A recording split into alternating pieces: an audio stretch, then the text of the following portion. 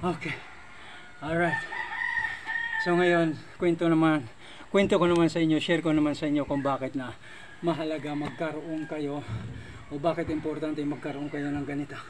Okay, so sa pag-aaral natin ng martial arts, okay, tinuturuan tayo ng mga basic blockings, basic counter, basic kickings, basta yung mga tipong mga ganyan.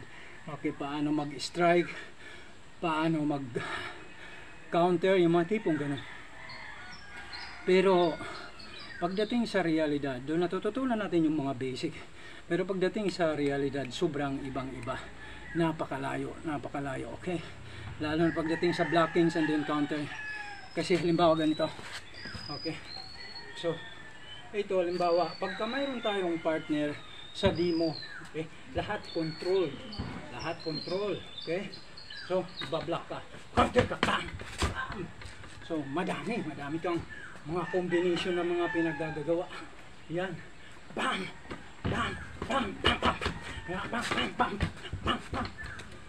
Sabihin mo na lahat ginagawa mo. Lahat ng mga malulupit na counter. Siko, tuhod, yan, ulo. Pero pagdating sa realidad, ibang-iba.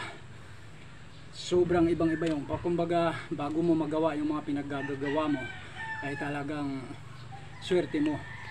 Okay? Kasi yun umiilang, kumaka-counter. Okay? Dumidiskarte, talagang ipapasok niya yung mga atake niya. Ganun ang gusto nun. Kumbaga sa realidad, durugan. Kaya ang kailangan mo matutunan, lahat ng mga basic na inaaral mo, maiput into practice mo na pagdating pala sa totoo ay napakalayo. Okay? Para kang umakyat ng bundok. Okay? Madali lang yan. Oh. Para ka lang umakyat ng bundok pero hindi ang totoo niyan. Ganon din. Habang umaakyat hindi mo alam ang pakiramdam kapag umaakyat ka ng bundok.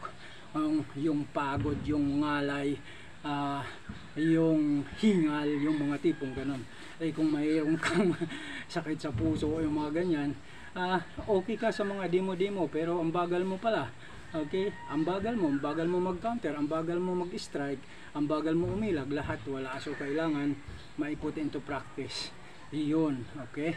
Ito ganun ang naidudulot nito. Tutulungan ka nito, tuturuan ka paano maging mabilis. Okay? Paano mabilis umilag, sumalag, umiwas, umatras, umabante, maglateral, mga ganyan. Kaya importante magkaroon kayo nito. Halimbawa sa pamalo.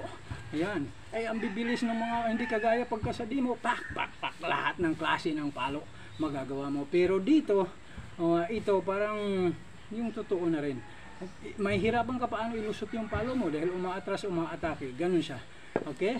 So, sa susunod kwento ko sa inyo paano paggawa.